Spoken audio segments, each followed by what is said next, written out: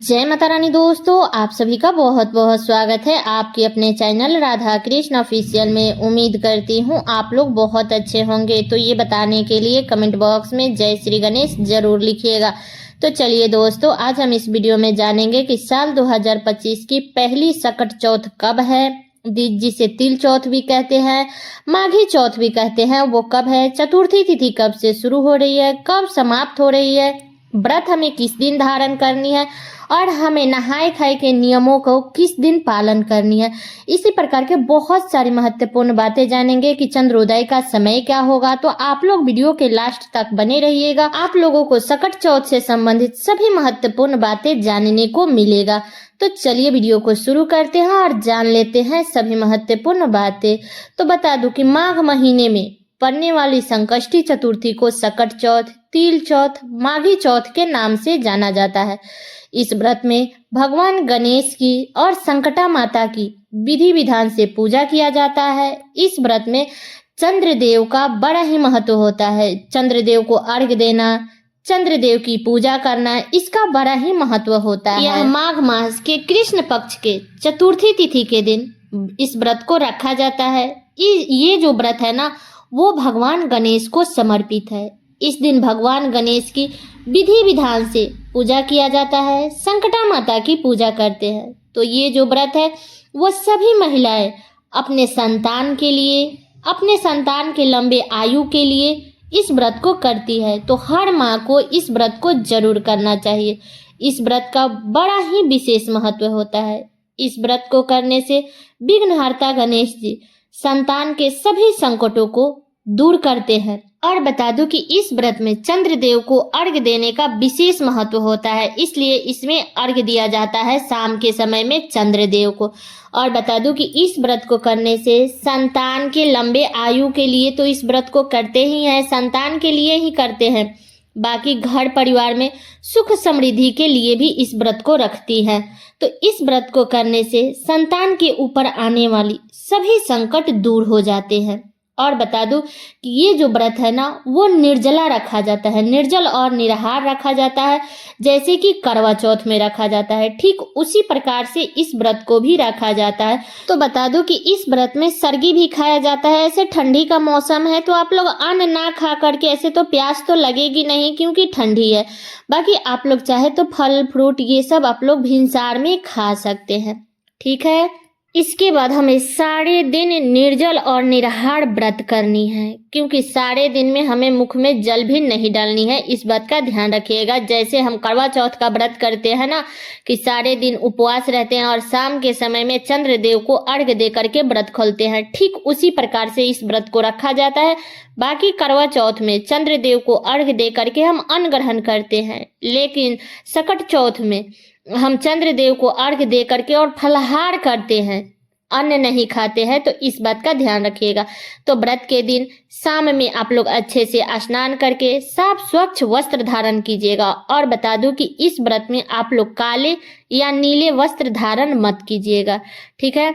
तो वस्त्र धारण करने के बाद में, इसके बाद में आप लोग श्रृंगार करके तब आप लोग गणेश जी की पूजा कीजिएगा। तो गणेश जी को आप लोग एक चौकी बिछा करके, उस पर एक कपड़ा बिछा करके, तब गणेश जी को स्थापित करके, कलश स्थापित करके, इसके बाद में हमें गणेश जी की विधि विधान से पूजा करनी है।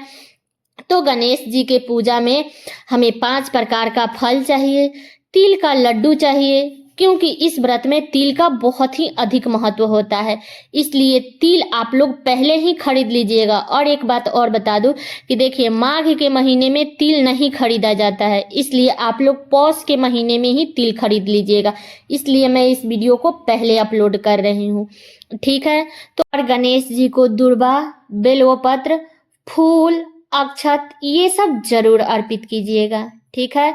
इसके बाद हमें विधि विधान से गणेश भगवान की पूजा करनी है। पूजा करने के बाद में हमें वहीं पे बैठे बैठे कथा सुननी है, क्योंकि इस व्रत में कथा का बड़ा ही महत्व होता है। तो आप लोग इस दिन कथा जरूर सुनिएगा। और लोग सुने या ना सुने, लेकिन जो लोग भी व्रत करते हैं ना, तो उन्हें कथा जरूर सुननी चाहिए। तो आप लोग कथा सुन लीजिएगा। इसके बाद में जा करके आप लोग चंद्रदेव को अर्घ्य दीजिएगा। तो चंद्रदेव के जल में आप लोग चाहे तो चांदी के पात्र से, पीतल के पात्र से या तांबे के पात्र से, किसी भी पात्र से आप लोग चंद्रदेव को जल दे सकते हैं। तो जल में आप लोग फूल, अक्षत, गुड़ यही सब डाल करके हमें चंद्रदेव को अर्घ्य देनी है। ठीक है, तो जब आप चंद्रदेव को अर्घ्य दे लेते हैं, इसके बाद में आप वहां से आकर के आप अपने बच्चे से प्रणाम आप खुद को जरूर करा लीजिएगा। इसके बाद बच्चे को चंदन लगा दीजिएगा। इसके बाद ही आप लोग अपना व्रत खोलिएगा। तो बता दूं कि इस व्रत को फलाहारी करके खोला जाता है शाम के समय में। तो आप लोग अन्न ग्रहण मत कीजिएगा। फलाहारी में आप चाहे तो शकरकंद, साबूदाना, फल ये सब खा सकते हैं। ठीक है, नमक नहीं खाया जाता है, अन्न नहीं खाया जाता है, इस बात का ध्यान रखिएगा।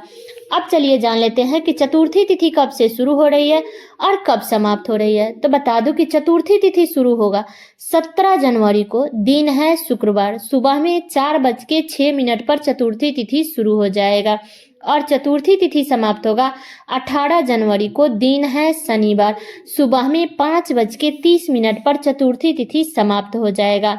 इसलिए इस व्रत को, सकट चौथ के व्रत को 17 जनवरी दिन शुक्रवार के दिन ही रखा जाएगा। ठीक है, तो सकट चौथ के व्रत में सुबह से लेकर के और रात तक हमें इस व्रत को रखना है, निर्जल और निराहार रखना है। और बता दूं दोस्तों कि इस व्रत में नहाय खाए का बहुत ही अधिक महत्व होता है। तो आप लोग एक दिन पहले यानी कि 16 जनवरी को आप लोग नहाय खाए कीजिएगा। दिन है गुरुवार। तो बहुत सारे लोग बोलेंगे कि गुरुवार के दिन हम बाल कैसे धोएंगे। तो बता दूं कि देखिए, व्रत त्योहार में इतना नहीं देखा जाता है, आप लोग धो सकते हैं। लेकिन मान लीजिए कि जो लोग कभी धोए ही नहीं है, वो धोते ही नहीं है, तो आप लोग बुधवार के दिन बाल धो लीजिएगा। इसके बाद में आप लोग शुद्ध सात्विक भोजन कीजिएगा, ब्रह्मचर्य का पालन कीजिएगा। ठीक है, तो इस बात का ध्यान रखिएगा। जब आप शाम के समय में विधि विधान से गणेश भगवान की पूजा कर लेते हैं, तो उसके बाद में प्रसाद उठा करके और उस प्रसाद को आप खुद भी उसी प्रसाद को खा करके तब व्रत खोलिएगा। इसके बाद जो भी घर परिवार में सभी लोगों में बांट करके तब आप लोग प्रसाद खाइएगा। ठीक है, अब चलिए जान लेते हैं चंद्र उदय का समय। तो बता दूं कि 17 जनवरी को चंद्र उदय का जो शुभ मुहूर्त रहेगा वो रात में 9:18 तक रहेगा। तो इस समय के बाद में आप लोग कभी भी अर्घ्य दे करके आप अपना व्रत खोल सकते हैं। ठीक है, और बता दूं कि जो लोग भी पहली बार व्रत करना चाहते हैं ना, तो वो लोग कर सकते हैं, क्योंकि इस टाइम तक 17 जनवरी तक खरमास खत्म हो जाएगा।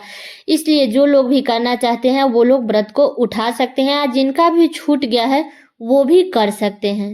ठीक है, तो ये जो व्रत है ना, वो संतान के लिए रखा जाता है। तो जिनके भी संतान हैं वो लोग इस व्रत को जरूर रखेंगे। जिनका संतान नहीं है वो लोग व्रत नहीं रखेंगे। बाकी आपकी इच्छा है, भगवान अगर चाहेंगे तो आपको भी संतान प्राप्ति होगा, तभी आप लोग अपना व्रत रखिएगा सकट चौथ का। ठीक है, बाकी ये संतान के लिए ही इस व्रत को रखा जाता है। ठीक है, तो सारी बातें क्लियर हो गई। उम्मीद करती हूँ कि आप लोगों के लिए वीडियो बहुत ही उपयोगी होगा। तो ये वीडियो मेरा यहीं तक का था। कैसा लगा ये वीडियो आप लोग कमेंट करके जरूर बताइएगा। चैनल पे नए हैं तो सब्सक्राइब कर लीजिएगा, वीडियो को लाइक कर दीजिएगा और वीडियो को शेयर कर दीजिएगा, ताकि हर किसी को सकट चौथ से संबंधित सभी महत्वपूर्ण बातें जानने को मिल सके। तो चलिए दोस्तों, मिलती हूँ अगले वीडियो में किसी नए वीडियो के साथ में। तब तक के लिए नमस्कार।